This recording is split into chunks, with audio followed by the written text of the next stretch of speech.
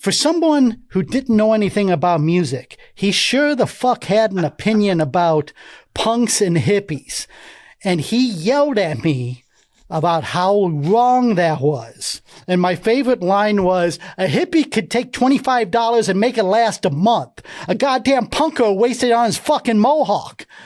And I was just staring at him like, I don't, is this because of Quincy? Seriously. Like, little did your dad know that crust punk would be a thing decades ago. Yeah, and so, it's that, I'm sure your dad probably was a big Leftover Crack fan, so I'm not sure about that.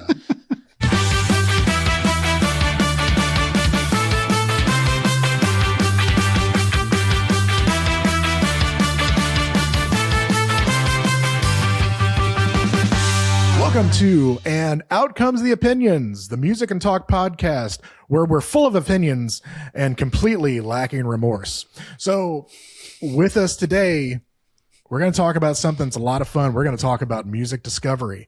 And I don't know if this is going to be the way it's going to be, but I'm going to introduce the three-headed cryptid of this podcast that we have here. So we're going to start off with the super producer, the Magellan of metal, John. How you doing, John? I'm doing well. Okay. So see, I'm throwing everybody off now because you had no idea what I was going to talk about here. So next is the brains and talent of the three. It's the Shackleton of shoegaze, Alan. I think that's good. I'm not really sure. Is that good, Shackleton? I mean, I think it is. Time to hit the Wikipedia real quick and find out. I don't know. You know what? We can pause this for 2 minutes if you want to search it. But I made sure that everything was all on the up and up, and there was no cases of genocide or anything else going on. Okay, for good. Yours. Mine, however, I didn't want to be the King different. I didn't want to be the King Leopold of shoegaze or anything like that. So I appreciate that's it. Fair. And it is a whiskey. And then finally, last and completely least, the Vetus bearing of beatdown hardcore, yours truly, Brad. So how's everybody doing today? I'm doing wonderful. Hey, good. Hey, immediate tangent. You are a Knocked Loose fan. You're talking to Alan, right? I want your opinion on that Knocked Loose song that they did with Poppy. I love it. Because I loved it. So. If you think about it, there's nothing different about it. It's knocked loose. It's all the same. That's the best thing about it. It's all the disgusting, gross guitar tones. It's all that screaming. Mm-hmm. And then you just throw Poppy into the mix. If you really want to see like the true form of that song, watch the performance that they did on Jimmy Kimmel, because it is truly something to behold, because like Knocked Loose live is just insanity. But when you add Poppy skipping across the stage, getting ready to gutturally scream her lyrics out, it's a sight to behold. And the best part about it is that everybody, and I mean everybody's like, oh, I couldn't handle that. My children watch this show. Oh, that was my favorite thing about need it. to be clutched. Oh my goodness, guys! I have to show you this video, and maybe you've seen it, but it's a fan cam thing, and it's somebody from the pit with a very, very good iPhone or a good Galaxy phone or whatever. It's at Coachella. And I came across it first off, I didn't know Knocked Loose was at Coachella. And it's like 1.5 songs, but it's the Worms song and the other one.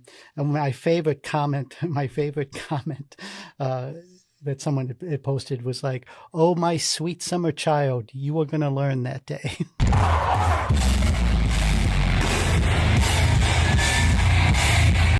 Oh yeah. Because it's a whole bunch of Coachella kids figuring out who Knocked Loose, and it's fantastic. It really is. And I think all of this will go very well into what we'll talk about. But it's amazing that in 2025/2026, you're getting a hardcore resurgence based on Mhm. Turnstile. Yeah. Which, okay, now before you guys Mhm. think, oh, is Brad going to shit on Turnstile? Oh, no. Turnstile is fantastic. They've Mhm. changed their sound up enough Quite a bit. that they can get some people. Mhm. What do you thank you? Quite a bit. Yeah.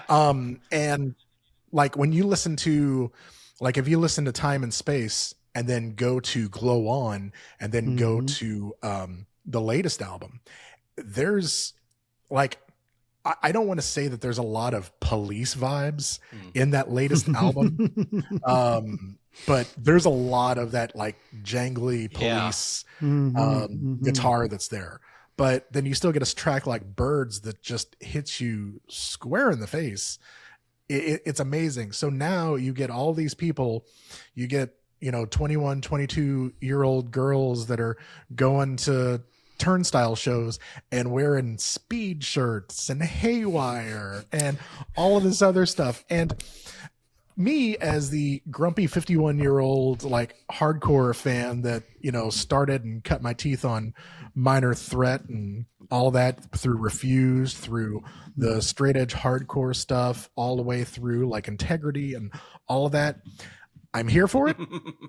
But there's something that seems a little shallow, that it's more of a fashion show, i.e. check out the video for Step Down by Sick of It All.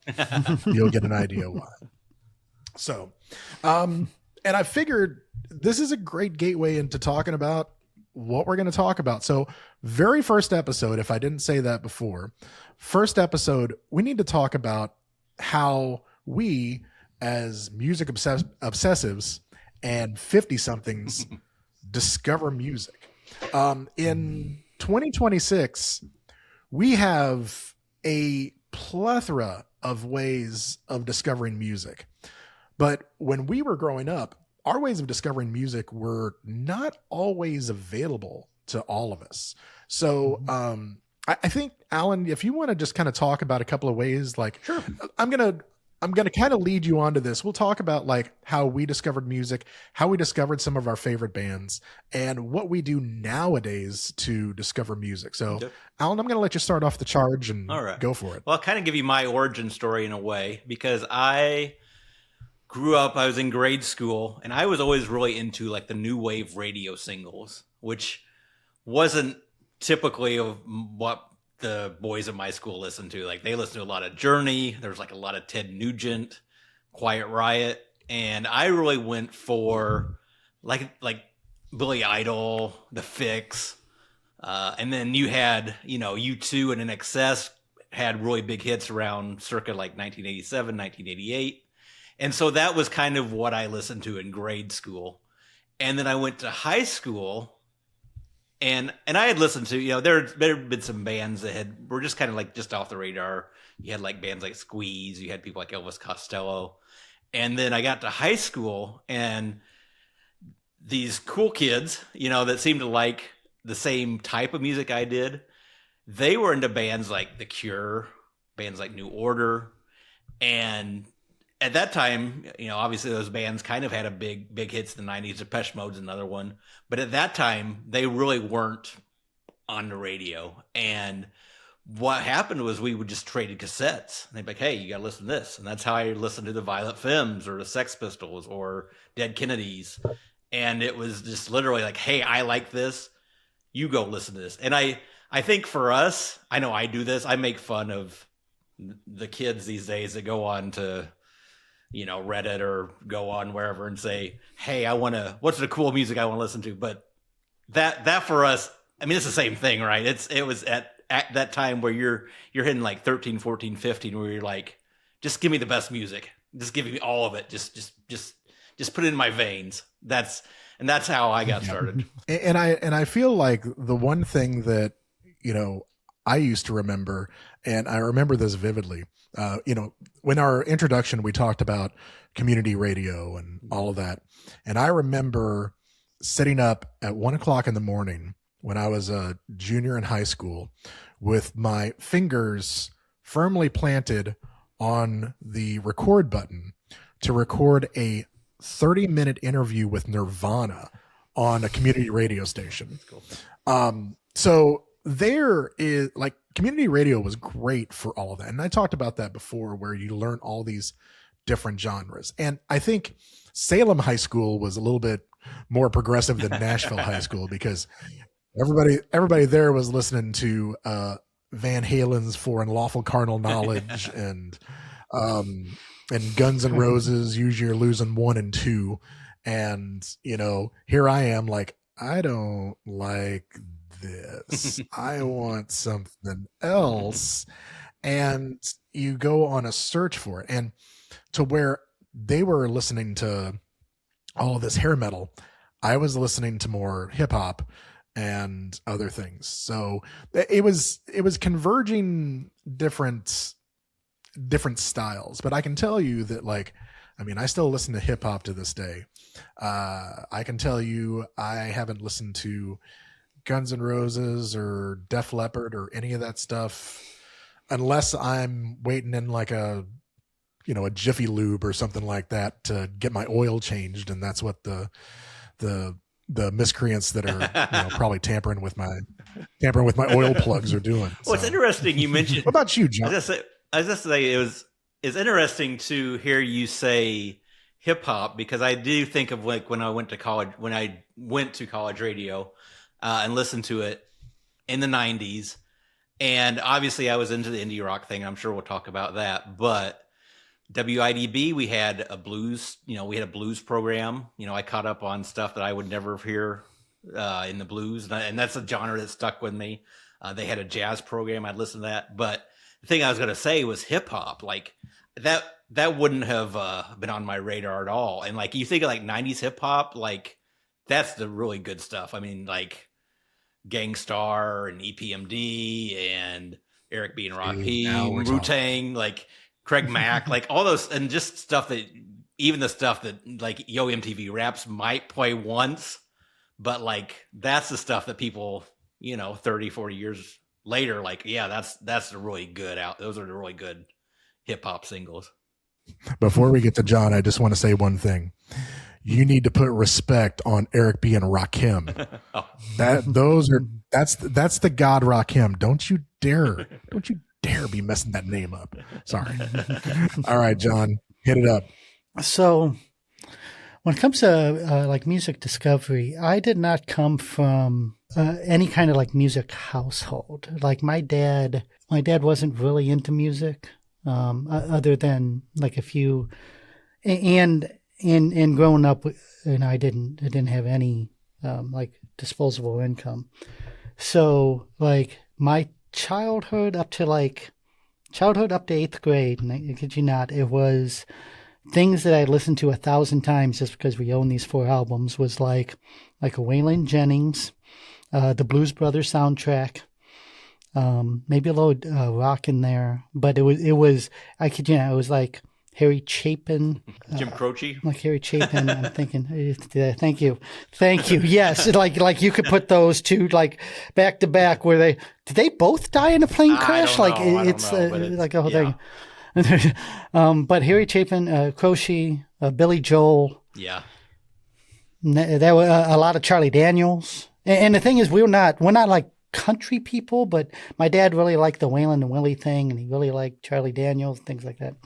And then that was the 7th grade. When I moved to Chicago in 8th grade, and this is 1985, I discovered hair metal, and I think I was scared away from punk. I've a kind of a maybe I'll cut this out because I don't want to ramble too long. But so in 8th grade, I discovered hair metal just because I was listening to a thing that like the entire class was listening to. So, that type of thing. My dad wasn't into it. He's like, they all look like girls and that type of thing. So I didn't have strong opinions about music. And then this is still one of my funniest stories of this day. So,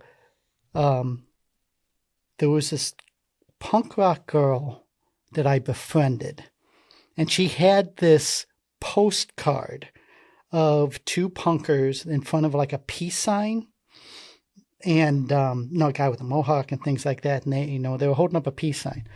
And she was like, punk's the new hippies. And I was like, and I didn't even know what the hell punk was. So I went home and I told my dad and his wife at the time. And for someone who didn't know anything about music, he sure the fuck had an opinion about punks and hippies. And he yelled at me about how wrong that was. And my favorite line was, a hippie could take $25 and make it last a month. A goddamn punker wasted on his fucking mohawk. And I was just staring at him like, is this because of Quincy? Seriously. Like, little did your dad know that crust punk would be a thing decades ago. Yeah, and so, it's that, I'm sure your dad probably was a big Leftover Crack fan, so I'm not sure about that. So, my first concert was a Waylon and Willie concert. Oh, that's cool. And I think that was the only concert that I went to until like junior year in high school or something. When I got to high school, like my freshman and sophomore year, no bullshit, like I didn't really get into music until like my junior year of high school, and it was my first obsessive was AC/DC. I was a huge that's always a good choice. The Young Brothers. I was a huge, Yeah. I love the guitar playing and the 3-chord rock and the whole bit and the solos. And then, like my position in high school, I was the goody two shoes of, I hung out with this burnout crowd for one reason or another. And, I was always designated driver and stuff. And all those guys were into, the big four, the Metallica, Slayer, Anthrax and stuff. And so, and then I spent a few years, that it was, glam rock versus, posers versus real metal, all that BS. And, and I didn't really get super, super serious about music until after high school. And I told the other thing, I had a friend that went off to college and then kind of dropped out to college. And then he came back with, it was the only reason I knew who Carter USM and Phantom Mansions. So he brought that back from college. And he showed that to me. And then that it was like those two didn't hit the radio, but then like Ned's Atomic Dustbin hit the radio and those type of bands, and they were all kind of the same thing. And then he had a videotape with 120 minutes on it. And I was living with him and his family at the time. And he had a TV and he played it, and that it was Stigmata. And that and I was just staring at it. I was like, hold on. What is this? And then it was all downhill from there. 120 minutes is a was that, and then big gateway for a lot of us at this age. When I tell you, like I said it before, it literally changed the trajectory of my life, because we had brought that up, and then Medusa's is such an iconic place, especially at that time, from mid '80s to whenever, and it was a juice bar, so you could go there when you were 16, right?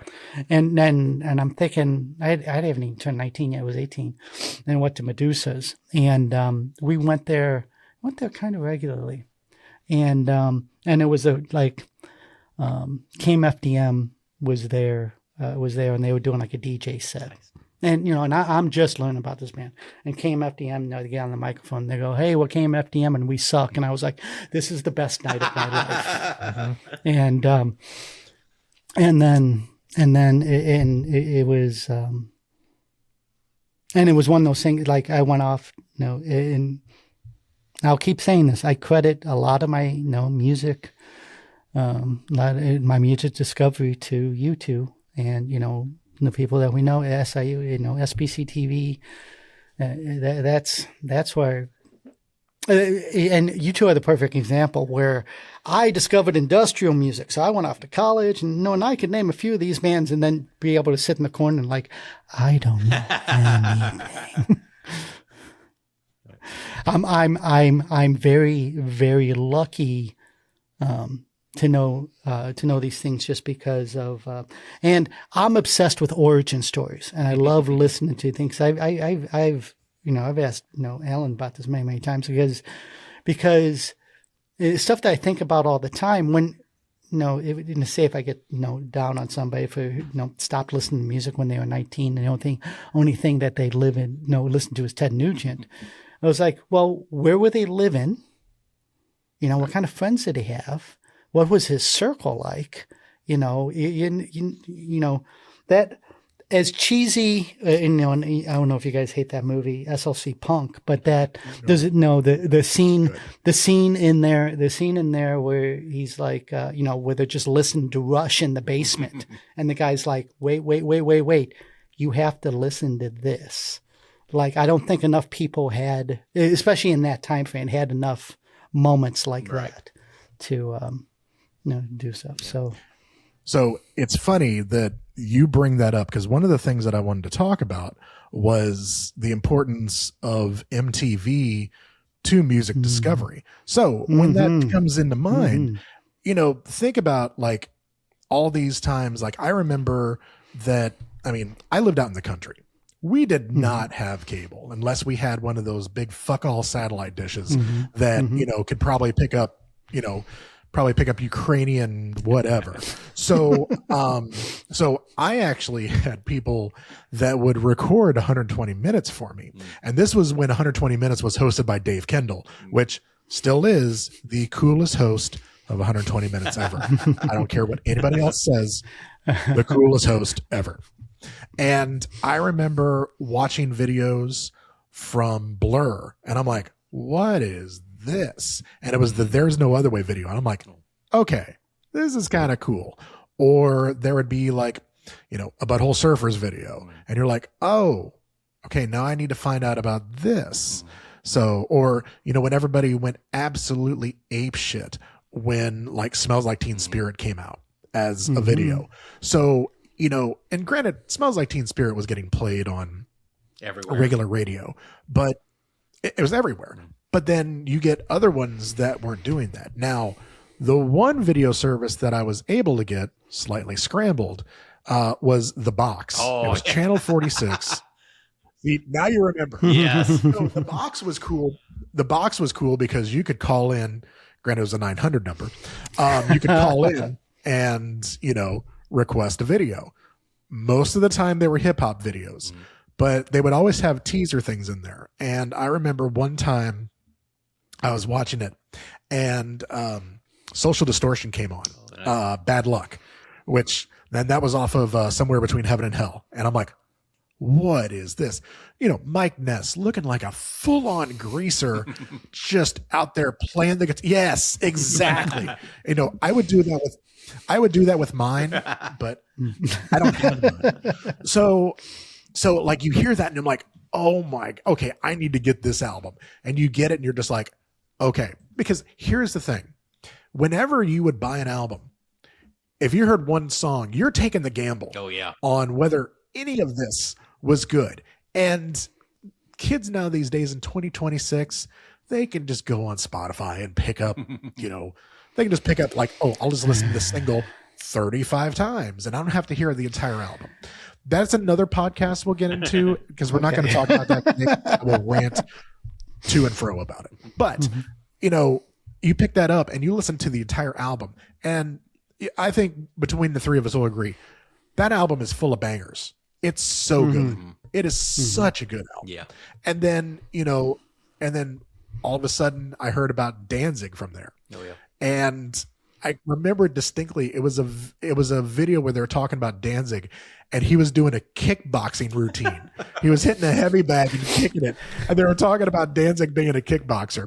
And you're thinking, God, this guy must be like, massive. He must be 7 feet tall. I thought we'll get into the story. I really thought we'd get to at least episode 2 before we started telling Danzig jokes, but we might as well just get them out. Right? No. Right, no. We're at the 24-minute mark and the Danzig joke comes already out. Glenn, I'm sorry. Please don't come after me. It's all good. I still love you, baby. So, but like, they played this video and then they played Dirty Black Summer. I'm like, what? Yeah. And when you think about it, Danzig 3, it's an okay album. It's no Danzig self-titled. Nowhere near the Danzig self-titled. But then that's the thing. It's the gateway into what you're listening to. So MTV was like extremely important. And then, when we're talking about the 80s, the other thing that I talked about was Friday Night Videos. Yeah. Friday Night Videos was... Yeah. Yeah. NBC would show Friday Night Videos, or we'd have like the local place that would show videos. And the other one that I remember was that they had... it was a show called Pump It Up that they would show on, I think it was the local St. Louis station. And it was all hip hop videos. And I learned a lot from that. I got to see, Public Enemy's Fight the Power video. You get to see, that EPMD Gold Digger video. And I record that stuff and play it over and over again. Yeah. I'm sure my parents were loving me about that. But, back in the, and it's sad that and I should say this, MTV for the past 10, 15 years hasn't been MTV. It should just be TV. And this interesting stat that I heard was that if you looked at all of the programming over the past year, last year for MTV, the majority of it was ridiculousness. Yeah. So Rob Dyrdek is making that Paramount money like nobody's business. Well, it just ended, right? Yeah, it's okay. Yeah, it's finally over. Yeah. So from what I've heard, it's somewhat over. Like they've stopped playing music videos like in Australia and some other places.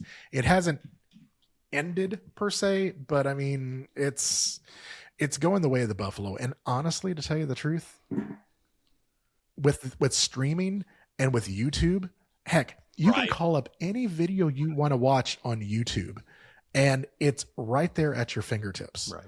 Like I can tell you the number of videos that I've called up and showed my wife and said, "Hey honey, you want to watch this video? It's hilarious." One of the first ones I did, and y'all have an appreciation for this one too. American Caesar by Iggy Pop. Oh yeah. That's a classic. I just remember Alan. That's one of my favorite live shows. It's that Alan went used with to you do the guys. thing. It's like, guys, what's up? Pretty girls, how you doing? Don't like hokey music. I mean, it's just, it is Iggy Pop at his finest. Now, there's no peanut butter, there's no pencils, there's no, there's none of that, but he's still shirtless. But because that's never going to change. Iggy Pop is headlining some type of festival in I forget what, California. One of those things that came over my Facebook feeds, and I'll have to find it and share with you guys. One of the things that has kind of depressed me is to find out or just to realize that when Iggy Pop made that video, he was younger than I am now.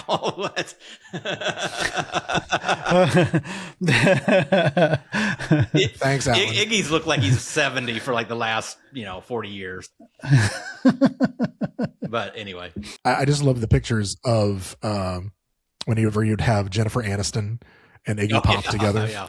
It's just so good. Yeah. All right, so we've talked about YouTube, but the one thing about YouTube, and really to this day in 2026, I actually use YouTube a lot for music discovery. And one of the things that has been extremely helpful in that has been a lot of these people put top 50, and what they'll do is it'll be a top 50 genre, and it's either from album of the year or rate your music and all that. Now, granted, do I take or a Mojo list?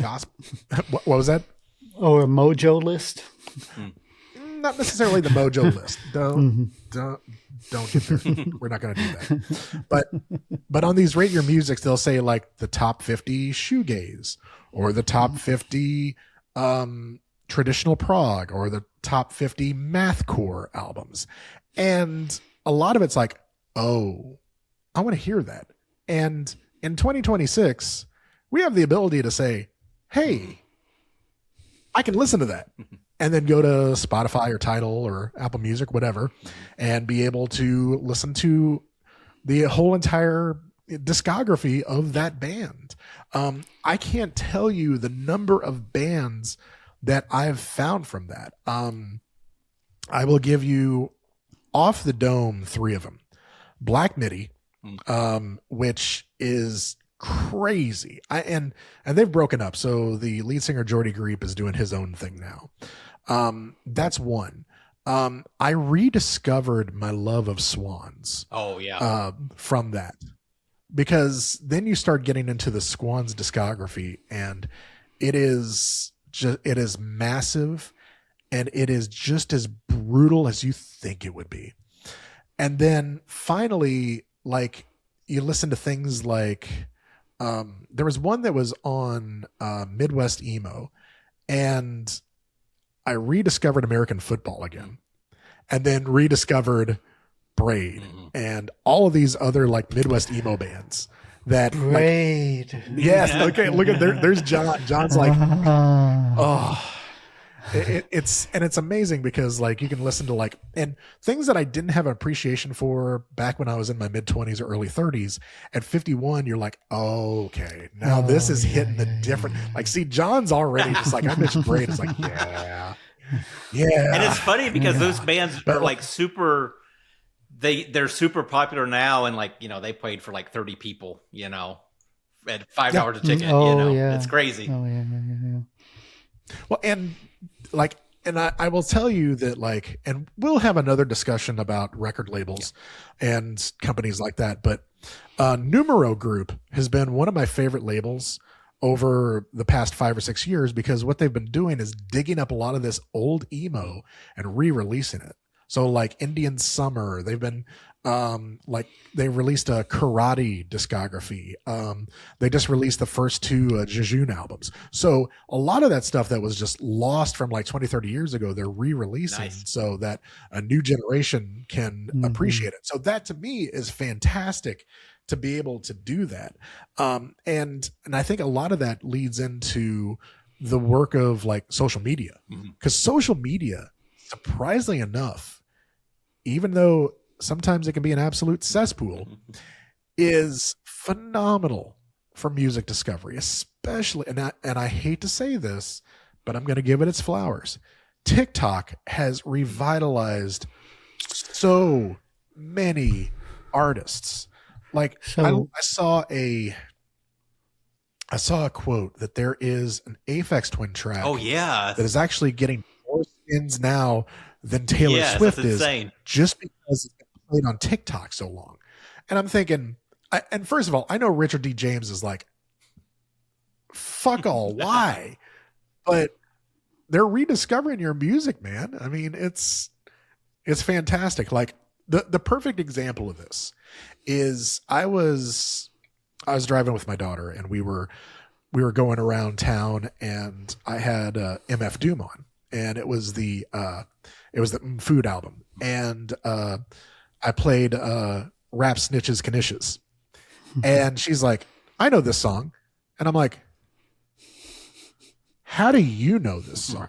It's like, here, I'll show you. And she played a TikTok, and I'm like, are you kidding me? And then she played at least 20 other TikToks that had that same thing behind it. And you're just like, you want to hate on it. Right. But then you're like, no, this is a good thing. Yes. This is something that, like, you know, I'm sure probably, you know, if I would say, hey, you need to listen to MF Doom, kids, they'd be like, listen here, Grandpa, go away. We don't need to hear from you. Right. But somebody doing a thing with the music in the background, it really opens the doors for people. So when it comes to YouTube is the only way I discover music recently. And I do want to say that I'm excited about doing this podcast with you guys because I really want to dive deep into music again. So in the past 10 years, I've discovered a lot of music, but it's very much like, and I think about this a lot when it comes to, like, when you mentioned like the social media is great for building a fan base, But I sit and I wonder, like, does that sustain with artists? And I'm talking about your small creators and your medium creators and things like that. Now, I think I was telling Alan this, like the band that I've been obsessed with for the past 10 years, Bandmade. I discovered it was the algorithm literally runs my life. Like it's 2016. I'm watching YouTube and I'm watching a baby metal thing, trying to figure out what's going on. I'm like, and then in the recommends it says Bandmade, like it's straightforward. Hey, we're in maid outfits and we play music. I'm like, it's Japan. Yeah, why not? And then then I could talk about Bandmade like a goddamn conspiracy theory now. But how I discover music now, it's an algorithm will throw me a band. I'll look at it. I'll like the song. And then I'll sit for 15 minutes and be like, I hope this band didn't break up 10 years ago. Right. and then kind of dig into the music. So that's kind of my process nowadays. So just to give the audience a little bit of a peek behind the curtain, we always make fun of John because John will latch on to a band and get obsessed with them, and that band usually is an all-female. It really is, hard rock band. It's the Lunatics, and it's the Muffs. It is metal. It is. There's this. There is this. Babes in Toyland. Yeah. There's this. Shonen Knife. Donuts. Thank band- you. I was going to say Shonen Shonen Knife, but you got me on that one. There's this band. I think they're just getting on the Foo Fighters tour, and I just discovered them because of the YouTube algorithm. And it's two black female singers and a drummer. And I was like, hey, this is really good. And all I could think of, every time I listen, all I think of, I was like, I am not escaping the accusations. I can't, what are you listening to this week? And I was like, God damn it. I'm going to give you a counterpoint to. We've been talking about the algorithm, and I know that's where most people go. YouTube is really popular, Spotify. And I listen to quite a bit of Pandora is a great one.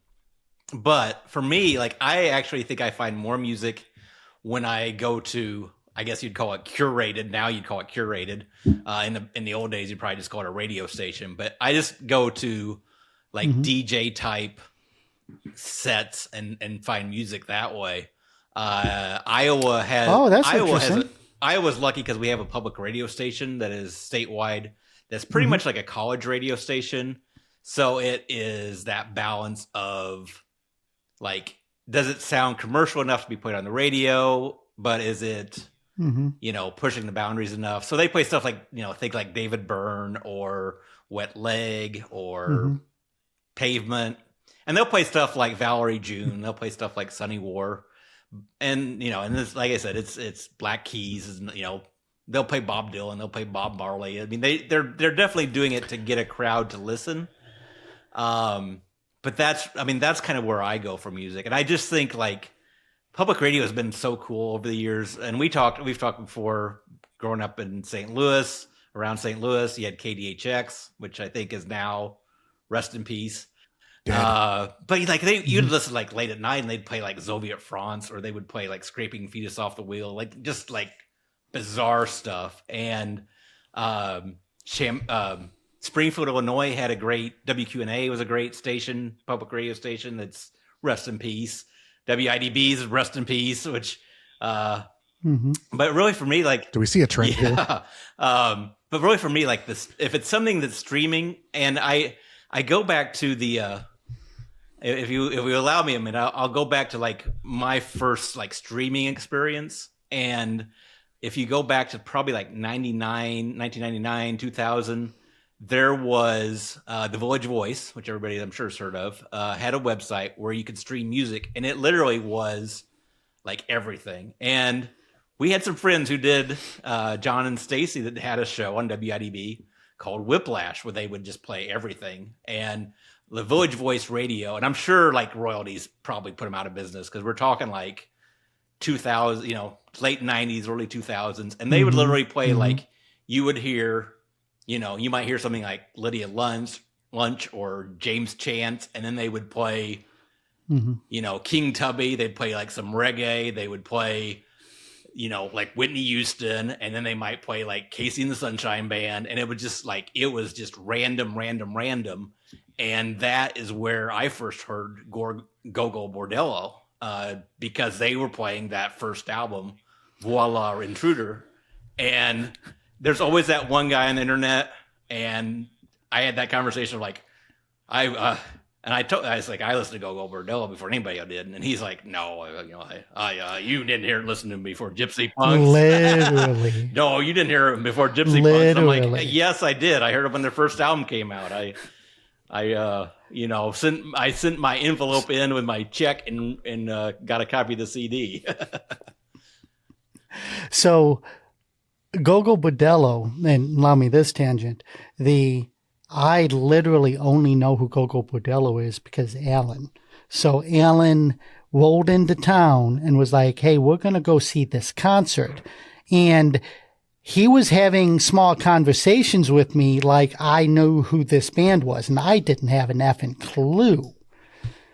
And we saw it at the place called Subterranean, and every time you go there, you think the fucking floor is going to go through. But we were in the back of the club, and it's a small club, but I was standing in the back, and that was, in our age range, that was like the last time I was like truly shocked by a band. Like, what is this experience? And when you're talking about like curated things, like I consider you guys part of my curation. If you guys are listening to something, you mention something, my ear goes up. If you're lucky enough to have, when you talk about DJ friends, but like say DJ friends that do club nights or things like that. I'm gonna use an example. There's a woman here in Chicago. Her name is Scary Lady Sarah. That's kind of her stage name, and she hosts a night here called a Nocturna, and it's monthly, and it's like a goth industrial night, and people dress up and they come out and blah blah blah, and then she posts her playlist. And that's not unique. DJs do that all the time, but that's a great, when you're talking about posting playlists, like I have a couple of friends in Milwaukee that have like an industrial night up there. And, one of them, just started doing like a local radio thing. And on her social media, she's like, hey, this is what I played for the 2 hours. And those are great because you look at them and be like, what is this? Oh, what is this? And that's the curated that, and that's to me like that's because I feel like sometimes that algorithm just zones in, and it's those just kind of like one off of like, okay, this I wouldn't have ran into this, and this is really this is just great. Another one thing station I listened to a long time, and I tend to be kind of an Anglophile. I like a lot of British music, and that's BBC Six. I know, Brad. I know. I'm sorry. I couldn't help myself. But like BBC Six has a lot of curated by famous people. People have DJ, and I know Sirius XM kind of does the same thing as well. But you'll find like Iggy Pop has a show, Jarvis Cocker has a show, Bruce Dickinson has a show. Oh wow! So you're getting like you've got to like, okay, I like this person, I like their sound. What are they listening to? And it's kind of that second level, but. Like you said, I think even more than that is just friends talking to your friend, talking to the friends we've known, and they're where they're picking stuff from. So on that note, and I like that the two things I'm going to add to that. So so we're all kind of closet wrestling fans. I mean, we'll admit it that that we're wrestling fans. So there was a wrestler that was on, two of them. Number one, Aleister Black, who's all done some other things, huge into black metal. So like when he was in AEW, he had the band Amenra do his theme, which you've never heard anything as haunting and as scary as that theme music. Now, the stuff that he did that was at WWE as Aleister Black, it was Malachi Black in AEW, but he did a track that he wrote the lyrics to for WWE, but it was sung by the lead singer of Incendiary. So, I mean, there's some credit behind there. You also have Brody King in AEW, who fronts his own hardcore band, God's Hate. And then finally, the piece de resistance, and John, you're going to love this one. The guitarist for the former band Every Time I Die is the Butcher of The Butcher and the Blade. Yeah, you're shocked right now, aren't you? I'm shocked. John is shooketh right now. So I thought you were going to bring up Fozzy. I thought that was where we too. I thought we got Nope, not going there. But Andy Williams, who is the Butcher, was putting out playlist of stuff that he was listening to while he was on the road. And it wasn't just hardcore. There was a lot of other stuff that was in there as well. And it's a great way to discover things as well. Now, when we talk about friends, that's where this really gets into some fantastic eye-opening things. Alan, I can't remember Jerry's last name, but Jerry opened up my eyes to a ton of music. Like, tapes like Dead Voices on Air, Soviet France, going back and really finding like the Einstürzende Neubautens and the Throbbing Gristles and the Test Department. Like that opened up a whole new world for me that was just dissonance and noise, and it hit every single synapse in my brain. And at some point in time, we're going to have on this podcast some of these people that, that helped in our music discovery and kind of this whole like changing of the guard type of situation where, we traded music back and forth that we liked. But Jerry is one of those ones that like, I remember those drunken times where we go over to that hole of a house that he had and watch wrestling and listen to music and just, you discover all these different things. And it's just, it's fantastic to have people like that. Yeah. Chris Perry was another one that like, I went over, I think we went to a concert and I went back over his place when we were like 94, 95. And I was looking at his CD collection and he had like a Brian Eno box set. And I'm like, what is this? And he plays something. I'm like, it just blew me away because everything I heard was Brian Eno as a producer. And like when you hear all the ambient stuff, you're like, this is mind blowing. Where's this been all my life? So, as much as we look to the algorithms for Spotify and YouTube and we look at other things, word of mouth from our friends is probably still the best way that we just get to discover new music. Oh, I agree. Totally. I think we've talked everything about like our music discovery, but I want to take the last minute of this, and then we have one other section to go to. One of your favorite bands, how did you discover them? And honestly, the question's more centered towards Alan because I know Alan is a gigantic Smiths fan, and the way that I found out about the Smiths was, first off, I'm going to be really lame and say, oh, is the song Soho Hippie Chick? And I'm like, where's this guitar sound come from? Boom. And it was the How Soon Is Now. So if you don't mind, Alan, how did you discover like the Smiths? Well, I was going to say, it comes to the things I was talking about earlier, like a lot of the formative, like teenage stuff was the cassette trading. And and it makes me think, I saw a clickbait article that I absolutely think is a great idea, but it was like, what's the best way to find music? It was one of those like, click on it and find out. And the answer was, and it's probably my answer as well, is playlist, like make a playlist for your friends, give it to your friends, they'll listen to it and change playlists. And that's basically what we used to do with like mixtapes, right? And back in the day. And like, I think that still is, again, the best way to trade music. I like you said, I think, I know for me, I still get a lot of music. Like I said, Iowa Public Radio is where I get a lot of new music. I still read a lot of the magazines like the Mojo, Uncut, the British music magazines, that kind of thing. But yeah, like that still to me is the way, is that word of mouth. If somebody says, hey, I think you'll like this, then they usually know your taste, and that's when they'll turn you on to something. That works.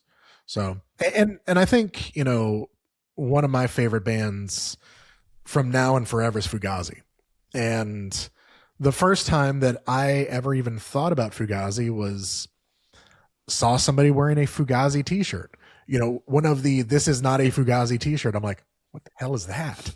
And then when you walk around your Sam Goody or whatever, tape place was, Tape World, whatever, and you saw it and you're like, why not take a gamble and see what it's like? And then you listen to it. And what's interesting is that, like, the Fugazi that I liked when I was in high school isn't necessarily the Fugazi that I like at 51 years of age, which is crazy.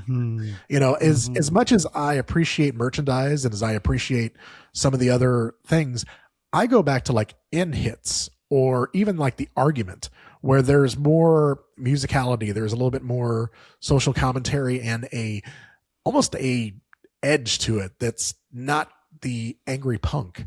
And I know, coming from me, not liking the angry punk stuff is weird, but sometimes you got to evolve a little bit. We don't have enough time to talk about it, and maybe we'll talk about it in future episodes, but I think also the album covers. There was a time when I was, in that pre-teenage or teenage years, and there was a local store that had what they called an art rock section, and it was all of these just really colorful. When you think about like late 70s, early 80s, like the Zappa records, the Todd Rundgren's Utopia records, your Public Image Limited, striking, Johnny Rotten on the cover, John Lydon on the cover. The Cure always had like these, this weird art that like you just didn't see anywhere else. Like those caught your eye. We don't have that anymore, but it's okay. We'll survive. Yeah. So for the last bit, we've got a segment that we like to call "What Are You Listening To?"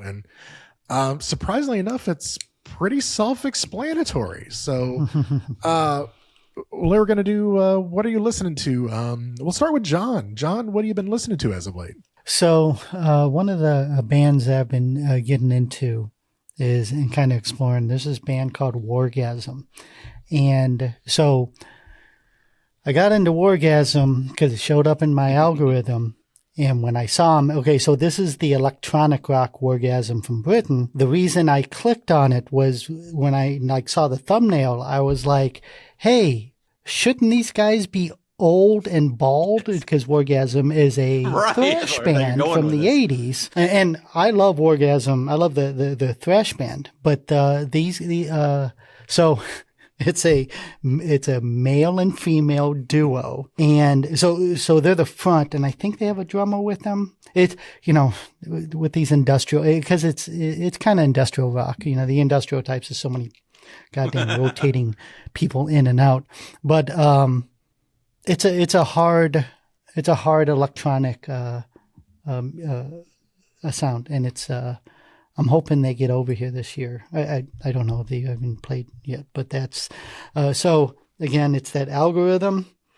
I know like 4 to 6 songs really, really well, and I'm just getting into like the discography because, in a 2026 world, I mean, granted, and I'm happy vinyl's coming back in that whole bit, but finding someone's discography can be a chore sometimes. Even just because when you mention all that social media, everything is so single driven. I constantly say things like the 90s where pop artists and things like that, or hell, even Ministry was all about like the single. And that's really and that really, like I said, like I really want to explore this band Wargasm. I've listened to 5 songs constantly, and because like the algorithm is weird, at least to me, like the same song will pop up constantly, like, hey, you want to listen to that again?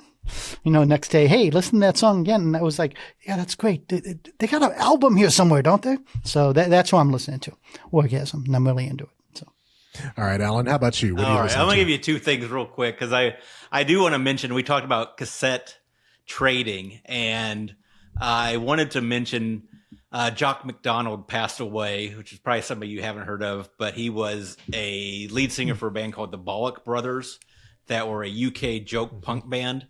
And in my mind, I was lent that cassette tape around probably circa 93, 94. That's probably the last cassette anybody traded with me, because after that it was burning CDs or whatever we do now, sending playlists to each other. And if you like joke punk, definitely check out the Bollock Brothers. Never Mind the Bollocks is one of their albums. It's obviously it's a joke on the right. It's a joke on Never Mind the Bollocks. So we'll name ourselves the Bollock Brothers. But it's joke punk. That's funny. There's a song called Horror Movies, which I'd tell you is a place to start with them. But they're kind of fun. But for if you want a more serious pick from me, I'm going to pick one of my favorite artists of recent years. I actually found out about him through the British magazine Uncut, and that is Mr. Curtis Harding. Are either, Brad, you familiar with him at all? I've never heard him before. Okay. So he is, probably for lack of a better word, he's soul music or neo soul music. A lot of like Curtis Mayfield type vibes, Stevie Wonder, a little bit of Fifth Dimension. But what's interesting, so his career started out where he was a backing singer for CeeLo Green, like CeeLo and the Perfect Imperfections. So that's where he started out. But then from there, he like hung out with a lot of garage rock people. So he hung out with he did like some, like the Black Lips, the OCs, and he's everywhere. And I don't think this was ever released of any kind, but there was some talk at some point like he was going to make a album with Brent Hines from Mastodon, which would be I mean, so he's definitely is a soul person, definitely a soul singer, but he's got this garage rock kind of feel to him as well. He's got 4 albums out. They're all great. I guess the most recent one is The Adventures of Arrivals and Departures, Adventures of Captain Curtis. And it's a very think of Funkadelic and a lot of Ernie Isley guitars. It sounds like a very 70s record. And if we're talking about videos, he's got a couple of great videos that I would recommend. The most recent one is called There She Goes, which is kind of like a takeoff on Night Gallery or Twilight Zone. Kind of those vibes. And even better is from his previous album, look up Can't Hide It, which is kind of like a Soul Train. It's kind of like it's like a Soul Train tribute, I guess, for lack of better words. But Curtis Harding's my pick. I'm going to definitely tell everybody to go listen to him. All right.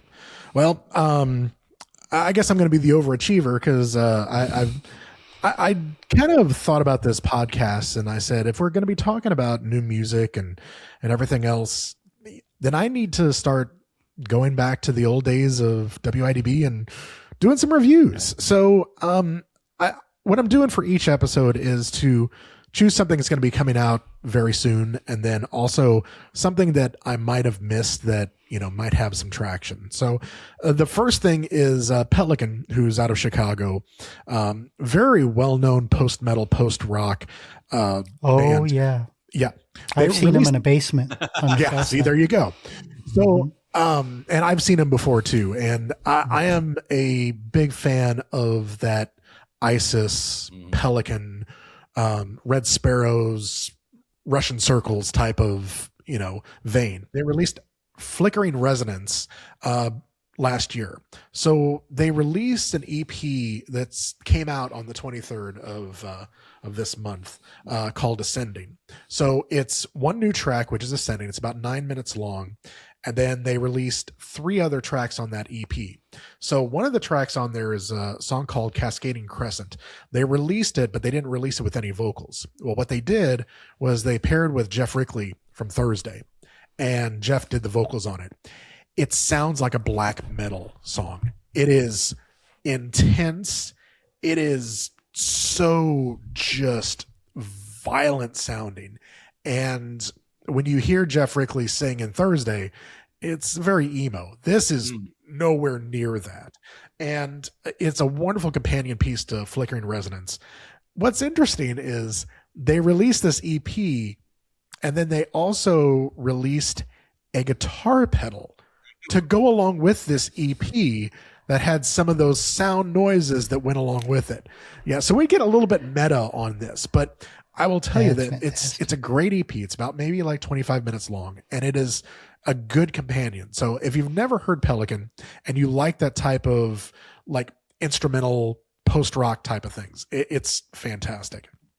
The other band that I was really intrigued with, and I saw it on a lot of top 50 lists for 2025.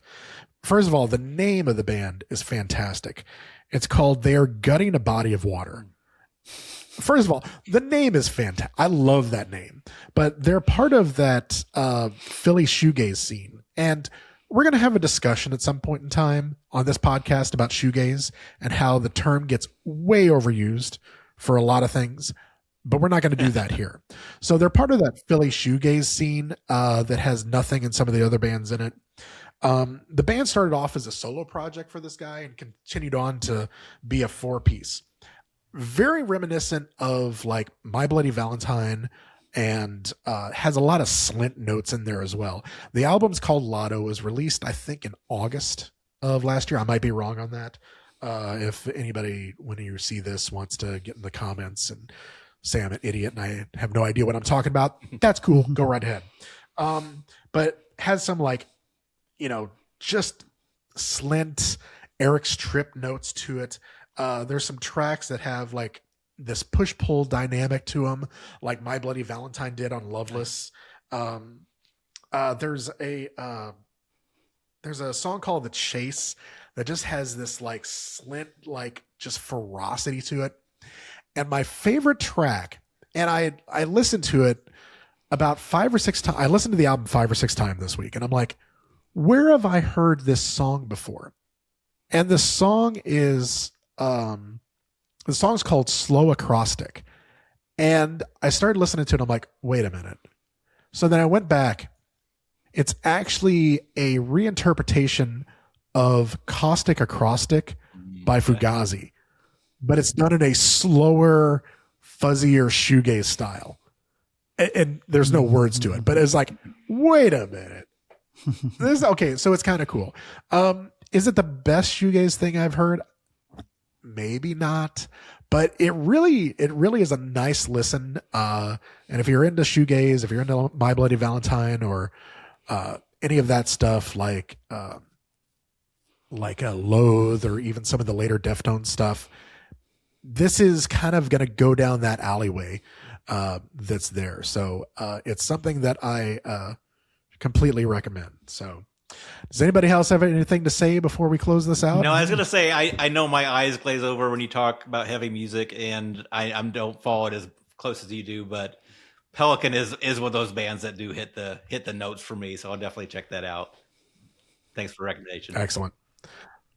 No problem. All right. So for super producer John, Alan, and myself, have a good day, have a good night, and keep on listening to that music, and we'll see you next time.